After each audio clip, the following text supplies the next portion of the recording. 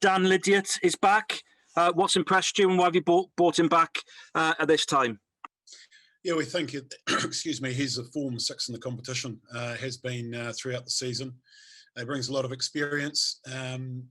We had a good look at some young players. No doubt we'll get onto them in a minute, but some young players in the autumn series, and we know what they can do, what their work-ons are. Clear messages have been sent to those that have missed out. But in terms of Dan, he brings a wealth of experience, and I think he's back playing some of his best rugby. I think in the Six Nations, we're going to need a lot of that experience. You mentioned some of those younger players, Shane Lewis-Hughes and James Botham, haven't made it. How close were they? Yeah, obviously in our discussions, in terms of both players have been spoken to. In terms of James, if we look at him first, Scott McLeod, I just about said, my apologies. Josh McLeod was the original selection for the Six Nations last season. Unfortunately got injured the day before against Glasgow, so we just feel that he deserves an opportunity. Obviously, James did well when he came in, and he's got a big future in the game. We just think at the moment, Josh is probably just that little bit further ahead in his physicality, and we're certainly going to need that in the Six Nations. Shane Lewis-Hughes, obviously, it was another interesting discussion. I talked about the experience that Dan brings and his form at the moment. Shane, when we look at putting the squad together, it was probably a choice there between the experienced player in form and the young man. And in terms of this particular competition and what we want to get out of it, we then looked at the other players that can play six and in multiple positions, like Josh Navidi, Aaron Wainwright. So they bring more experience in other positions.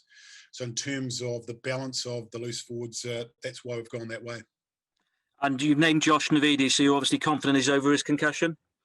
Yeah, well, he is over it because he's been named to play rugby this Friday. So that was a green light for us. Obviously, as we saw in the situation with the naming of the last squad, things can happen, and that's why every player that has been left out has been spoken to, and they know exactly where they stand and what their work-ons are.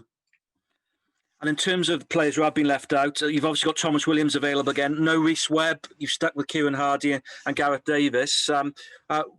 Why hasn't Rhys made it the squad this time around? Yeah, again, for us, form, and also, Webb, Rhys and I had a good chat this morning around, the accuracy of his passing game, which he needs to work on, get those numbers back up. And we just question, his pace at the top end of the game. The other three all bring electric pace. We know that, and that's something that's in question at the moment with Rhys. But he is not out of the loop in terms of playing for Wales in the future. He's just not going to be available or selected for this tournament at this stage. You mentioned Dan was the form six, Wayne. Did you have a look at Jamie Roberts at 12? Because he's been playing quite well in the centres. You've retained the centres that you've had for the autumn. Yeah, we did. And when we say form, we look at forms at both levels of the game. And we looked at Dan's form, the level he's played at. We've looked at Jamie's form. I've spoken with Jamie. But we looked at, for a guy coming in, we'd like to see him at that age starting as opposed to being in around the squad where we can have a younger guy for development purposes. So it's a bit of a balancing act.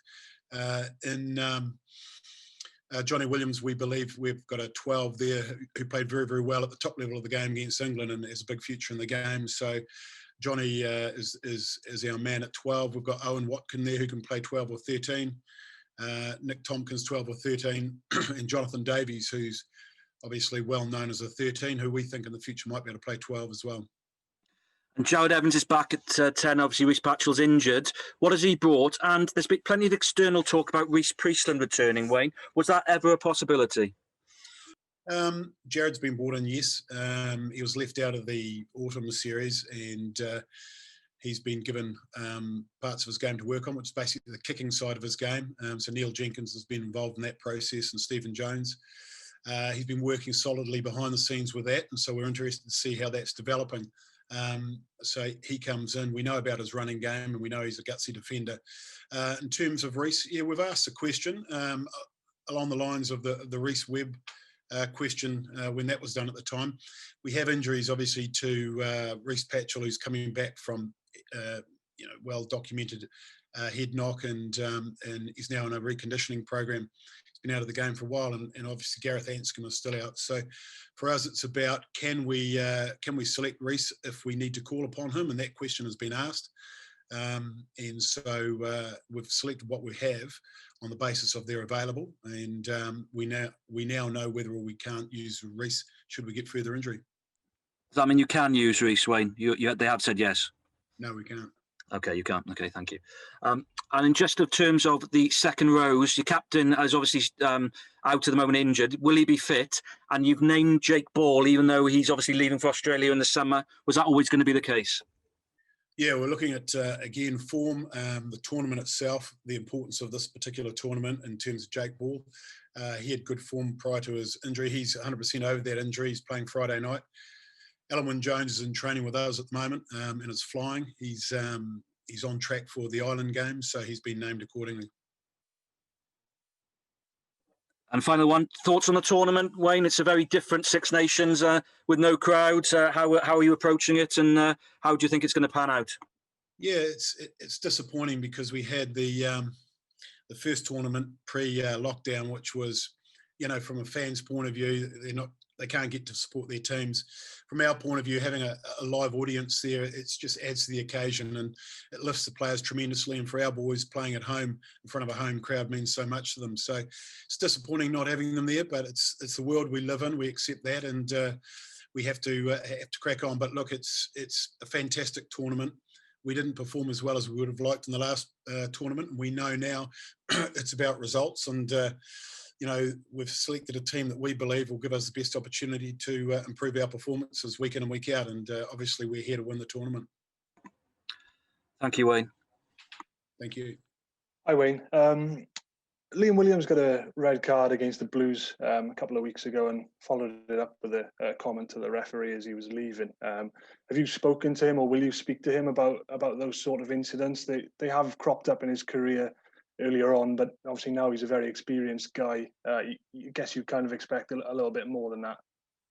Yeah, I've spoken to Liam. I spoke to him on the weekend that it happened. I was at the game. It was disappointing. Everyone concerned, I guess. But look, Liam's been out of the game for a while. He's a frustrated player that just wants to get out there. He hasn't had the contact. He's that sort of person. He's a physical player by nature. And look, he made an error of judgment, and he pays the price now by missing 3 matches of rugby, which doesn't help his preparation for the Six Nations. So, he'll miss a test match as a result. And I just want to have a chat about Rhys Jones, if I could as well. A guy who's been moved around a bit earlier in his career, perhaps setting his development back when he's trying to be converted to the other side of the scrum. What have you made of him? Obviously, you've got a couple of injuries on the loose head, but what has he done perhaps to catch your eye? Yeah, so you're right. He was a loose head by trade early on in his career, and he had big raps on him at the Scarlets. He went across to the tight head. And probably stalled his career a little bit. Back to the loose head with the Ospreys. I've been in dialogue with Toby Booth, who rates him as probably one of his better destructive loose heads. Discipline-wise at scrum, he's very good. And he's an experienced player that's played in this competition before. So, there were other players in the discussion, Gareth Thomas, Corey Domachowski, but at the end of the day, we went with that little bit of experience and the fact that he's probably the most disciplined in that position. And just finally from me, just a bit of housekeeping. With regards to the bubble rules that you guys are going to be under, obviously, under normal circumstances, your English-based players would have to go back to their clubs in fallow weeks. Are they still going to have to go back, even considering the way things are with COVID at the moment? Look, it's an ongoing discussion at the moment. It's very topical, obviously, and it's one that everybody's looking for some clarification over, and we will get that.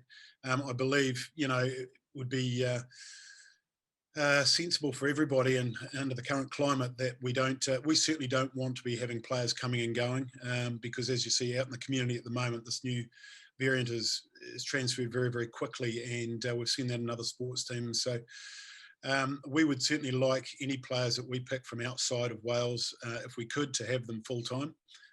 We're just waiting for an answer on that. And sorry, just quickly one more. You mentioned the new variant at the moment. I know in the autumn players were allowed to leave on their days off. Is that still going to be the case? Are they still going to be able to go back to their family homes on a day off, or will you keep them in camp for the entire period of the tournament? Yeah, it's going to be a balancing act between the two. So they will be in camp and expected to stay in for longer periods of time. But from a mental health point of view and just to freshen up, they will have the odd outing back home. But there'll be an education process.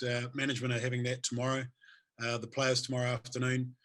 And then there will be an education process with family members for when they do go home, because this tournament's so important for the communities, not just ourselves, to give something for everybody to look forward to. So we've got to play our part, obviously, making sure that our squad is intact the best we can be under the current environment, and make sure that the show does go on. Thanks, Wayne. Thank you. Hi Wayne, Beth here, you're right. Obviously last year was your first Six Nations, just seeing if there's anything you want to do differently going into your second one. Yeah, there are a lot of things differently. The first one is win more games, clearly. But it's how we go about that. The learnings we've taken from not only the first Six Nations, but also the learnings from the autumn series. And there've been a few, both in what we know about the players, about each other as management group, applying our trade at this level of the game.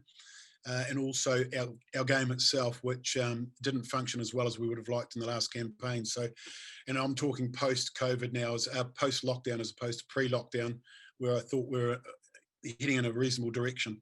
So, no, plenty to do, plenty to improve on, and yeah, there's a lot of work going on behind the scenes in terms of our planning, in terms of the way we're going to be playing the game in this competition. So we are making some tweaks. You say about learnings, what was your biggest personal learning last year? For me personally, look, there were so many learnings, to be honest, about how people operate under pressure. Obviously, it's a different level of pressure altogether. And for me, it's about having to make some tough decisions. They are big decisions, and you realise that it's people's careers. It's playing for your country is a big thing. It affects individuals with families and all sorts of things. So, look, it's making sure that we do all the planning, all the research, all the reviewing, previewing, so that we can make the best decisions possible, really. And last one from me, we talked about last year, we're trying to put that beside us a little bit, but, does this Six Nations become more about getting the confidence back, not necessarily looking too much to the future in that World Cup ahead? Yeah, we're definitely looking at the here and now, and making sure that this group now, we focus on the learnings, we make sure that we put them in place, and we get better performances. In terms of the environment, in terms of the work that we've been doing, I think there's been no lack of work ethic. I think everybody's rolled their sleeves up and done a great job. It's a very compatible group. I think now it's just a matter of making sure we control everything that we can control. Individuals take responsibility in terms of on the playing field and on the training field, making sure that we get our best performances out there on the track over the 80 minutes. And we weren't able to do that in the last campaign. As I said, I think in parts of the Six Nations pre-lockdown, we were playing some good rugby. We've got to make sure that we're playing good, solid rugby over the 80 minutes, giving ourselves the best opportunity to win every game. And it's certainly something we'll be working very, very hard at achieving. But in saying that, where we have close calls to make, we've still got an eye, obviously, on 2023. We can't drop the ball in terms of our development going forward. Cheers, thank you. Thank you. Hi, Wayne. The shadow of coronavirus is looming large. I mean, Eddie Jones has gone into isolation today. How confident are you that the show's going to get on the road and finish? Well, I guess it's up to each group to do the best they can to make sure that happens. In terms of our group, I think we had 700 odd tests throughout the autumn, all coming back negative. So we think we did a pretty good job in relation to COVID and making sure that we gave ourselves every opportunity to front and have everybody available, not only in the playing group, but also the management group. So this time around, we'll be doing an extra layer of testing, I think twice a week now rather than once. We'll be staying in our bubble a lot longer than we were previously, and we were in the last bubble, or in the autumn series, we were in longer than we were in the Six Nations pre-COVID situation. So we're doing everything we think we can to mitigate the risks involved. I mean, obviously the last Six Nations only finished a few months ago. There's a Lions tour coming though. I mean, do you see the Lions tour going ahead, and what are your thoughts about moving it to the UK? Oh, look, that's those are discussions that are going on behind the scenes, obviously, with the Lions personnel. And, we get little updates from time to time. You probably know more than I do, but with our focus obviously being on the Six Nations, I think everyone would like to see the Lions go ahead, but I guess the health risks are paramount at the moment, and we'll let other people make those decisions. Okay, thanks.